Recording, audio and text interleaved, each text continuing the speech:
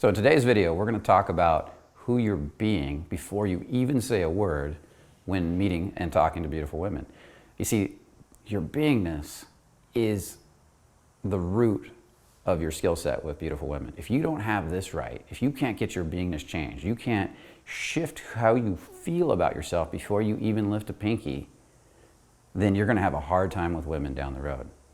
And being able to shift this part of your life, even if it's just a little bit at a time, is the key to becoming amazing with women. But not just with women, amazing at anything you want to do in life. So let's get to it.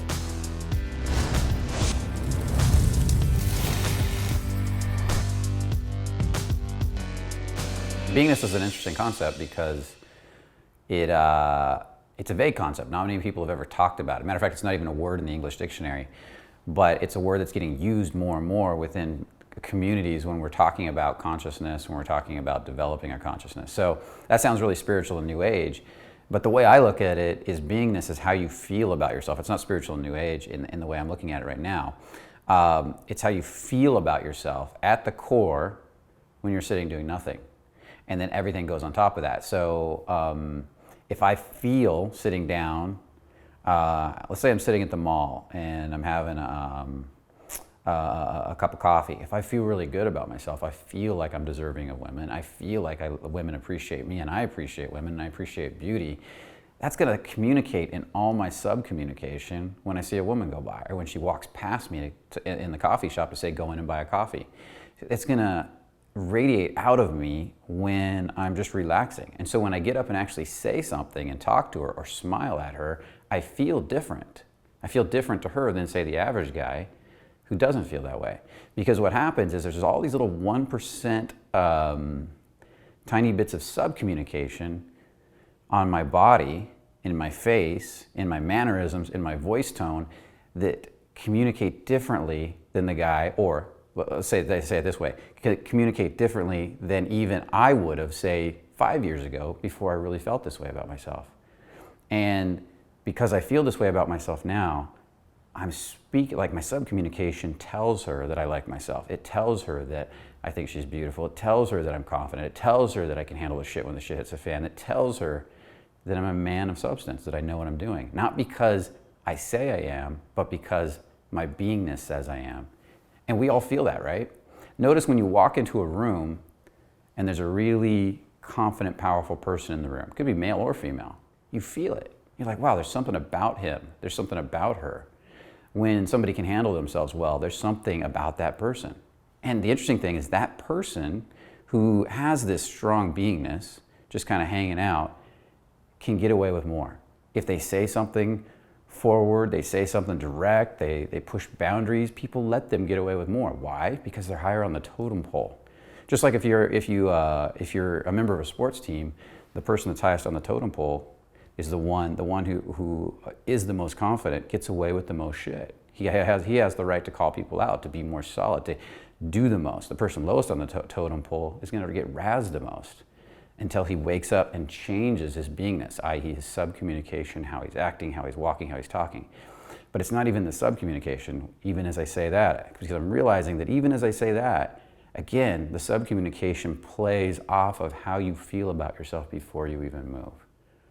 The way you think inside, the way your emotions are emoting, the way you're enjoying the tension of the reality of the moment, that all affects everything around you. Not just with women, sales, money, whatever you want in your life. And you have different states of beingness. You have a beingness, let's say, with meeting women. You have a beingness around sex and sexuality. I've seen guys that are great at meeting women but can't get into bed with them. You have a beingness around sex and sexuality. I've seen guys that can't approach women but seem to have a lot of women that show up in their lives because whereas they don't have a beingness around approaching women, they believe women like them, so women show up in their lives and they end up having a lot of sex because they have a strong beingness around their sexuality and around women's sexuality, and they don't judge women. And then there's beingness around your ability to make money. I've seen people have strong beingness in that area, and money shows up in their lives on a regular basis. And they don't worry about this stuff. They're not in the worry mode about what they want. They're in the appreciation mode about what they enjoy. And that's very different. It all comes back to There's a book called The Man Who Talked to Flowers by it's a story of George Washington Carver's life by Glenn Clark. And in it he said, somebody asked him, how did you figure out all the secrets of flowers? How did you figure out that flowers had all these medicinal purposes and could do all these amazing things? Same thing with the peanut, because he was the peanut guy. And he said, it's simple. I love the flower so much it reveals all its secrets. Well, it's the same thing with anything you're good at. When your beingness is solid, you're in such a state of appreciation and feeling good about it that it chases you. It wants to be around you. It reveals its secrets to you because you're magnetically attractive to that thing that you appreciate and enjoy. And you can't fake that. You can't pretend to be in appreciation. You can't pretend to be enjoying it. It has to be real, coming from inside you. And then everything else builds on top of that. Just like a solid foundation builds a solid house. A weak foundation does not. And beingness is like the foundation. It's the base which everything is built on. Changing the beingness can be tricky and it can be easy. It all depends on the person and how they process information. If somebody's really open and has what we call a deep level of feeling to their body, they may have a bad beingness around something, but I'll be able to change them easy. It's kind of like there's a safe door on each person. If the safe door is easy to unlock, I can get inside and they're willing to get vulnerable with me, we can shift their emotional states fast because I can see inside them and see what's holding them back. They're honest, they're not in denial, they're not avoiding any of these behaviors that keep me from being able to get access to the stories that tell them they're not good at this. If that's the case, they change fast. It can be as simple as me doing the releasing, allowing work that I love to do with somebody, just changing beliefs, taking them out and pushing their boundaries in real life. And then when all their stories come up, we work on that. But what it really comes down to, even for the people that are difficult, well, let me jump to that really quick. For the people that are difficult, though, we have to teach them to open up to their emotions first. We have to teach them to feel in their bodies more. It's a lot of movement, embodiment, feeling work, and that's something that I've spent years mastering because I ran into so many clients that were so difficult to change. And this became a major part of the process. How do I get those people to change? Because if we can get those people to change, we can get anybody to change. And that's really what the work became about. How to get somebody into that part of their body where they're resistant, they're in denial, they're not feeling, they don't want to feel the emotions, a little bit at a time. Not like blast them in there so that they break down, but if we take you there a little bit at a time, 1%, 1%, 1%, 1%, and then it compounds, pretty soon you drop in this deep depth of feeling where change can happen. Now, once we're there, it's little things, every day doing a little bit more, progressive change. If you have a bad beingness around approaching women and people and being social, 1% changes in that every day over a 30, 60, 90-day period is one of the best ways to make a change. If somebody's really open, they can change fast in 30 days. If somebody's really closed and shut down, they might need more of a 90-day process. But if they go out every day and they focus on little 1% changes every day, at the end of 90 days, they won't look like the same person. But what most people do, they're going to go out and learn to approach women. They're going to go learn to be good with women. And they start approaching like crazy. They start approaching like crazy thinking, I have to get a girl's number today. I have to seduce her today. I have to get her to like me today. I have to get validation today. And honestly, if they're not even good at being social, talking to strangers, making them smile, the odds of that are pretty slim. And because they're going to attract this beautiful woman that's way outside their comfort zone, that's not part of their beingness, and at the same time, they can't go over and make the little old couple smile and laugh without being nervous. It's not going to happen. So we have to build a process, and we have systems for that, where maybe you were starting out with simple highs to people, then stops. We call them stops, where you're just stopping people and talking to them, and we give you things to say and work on. But what you're doing is you're not working on getting anything from these people. You're working on how you're being while you're doing it. So when you do a stop, you might just be working on for the next 50 stops, just getting that eye contact. And some of you will say, yeah, I had eye contact, and I'll say, okay, what color were their eyes? Oh, I don't know. Then you didn't really have eye contact, did you? Or then they'll say, okay, I have eye contact, their eyes were brown. Well, what did they feel like when you looked in their eyes? Could you feel any emotion? Well, no. Then you really didn't have the eye contact, did you? Because it goes deeper and deeper and deeper. And so we'll work on that until you're really nailing it. And then you'll see people will lock in with you. Then the next part is, were you leading the conversation or were you being led in the conversation? They might work on that for a while. Another one might be how low, this is one that's hard to explain over video, but how low in your body were you? Were you relaxed? Were you talking from up here and being up? Were you talking from in your chest and being here? Or were you talking from here? Or were you talking from low down and relaxed? The lower and more relaxed you are in your body, all the way down in your belly, breathing deep, while talking to somebody, the more they'll feel you and the more you'll feel them. Another one is listening. And this goes back again to feeling emotions. If you're listening, you'll hear emotional inflections in their voice tone, which will tell you what they're excited about, what they're scared of, what they're turned on by. And when you pay attention to that emotional inflection, instead of being in your head thinking about what to say, you'll know where to go. There's like 20 or 30 of these that we listed out just recently where you could actually go through and master each one of these little 1%. And in 90 days, you'll be a whole different human being talking to people.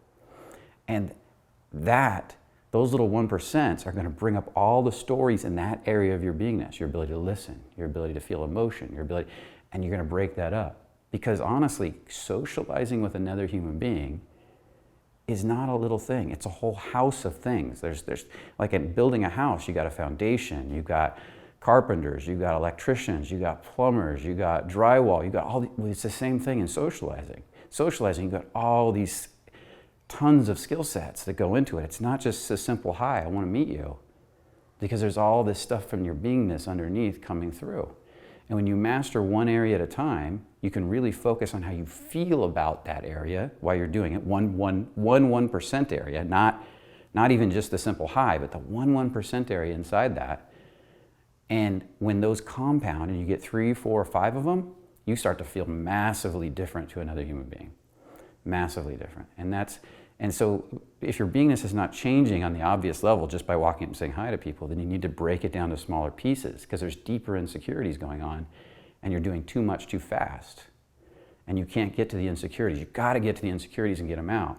So every time you can't change, you got to go a little smaller, a little smaller, a little smaller, so you can get to the root. And when you can pull that root, you're pulling that weed. Because honestly, everybody out there is naturally confident. Everybody out there, when they pull the weeds, is naturally social. Everybody out there, when they pull the weeds, is naturally connected. You're not afraid. It's who you are underneath the surface. You might be naturally quieter, but you won't have the fear when talking to people of talking to them when you want to. You might be naturally more gregarious, but sometimes people become gregarious to avoid feeling and connecting with another human being. In this case, you'll be gregarious, but yet connected still. And you'll be talkative, but yet connected and listening, rather than just racing through and over people. All that goes away when you pull enough of the weeds. So I hope you enjoyed this video. Make sure to comment below. And what I would love to have you do is put in the comments, who do you think you're being with women, in relationship to women, in relationship to meeting women, in your life? Who are you being? And to be able to figure this out, you have to get really brutally honest with yourself. Go sit down somewhere where there's a lot of beautiful women and just be still as you can. Calm your mind. If you know how to do a light, open-eyed meditation, do that. And start to notice all the feelings that come up when you look at the women you're attracted to. How do you feel before you even lift a pinky? Do you feel good about yourself? Do you feel heavy? Do you feel light? Start to notice that. What emotions do you feel? And get clear about that, because that's your starting point. And you might have to do this several times before you get clear, because most people are repressing a lot of stuff and not wanting to feel it. So as it comes up and you begin to feel it, then you can start to release it and let it go and process it. So notice who you're being and put it in the comment section below. Be honest about it. Be vulnerable. Vulnerable and strong. Like, own what you're feeling, not needy, like, oh, poor me. But yeah, this is what I'm feeling. I see it, and this is awesome because now I can process it and grow from it. And so I want to see that in the comments, and we'll definitely be commenting back. So I look forward to that.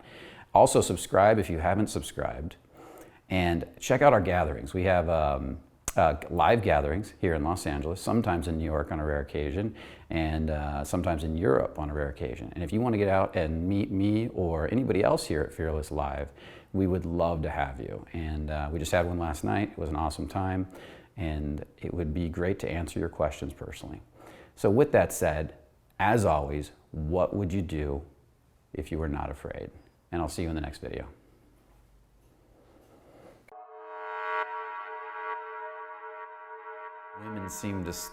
The women that are coming into your life suck, or why does it seem like they suck? Because the real truth is you draw what you are. I want you to take a moment and think about that. You draw what you are. So if you're drawing people into... Take that and allow fear to override that and not go out and live an incredible life and be on the forefront of something. You know, from where I sit and from where a lot of people sit.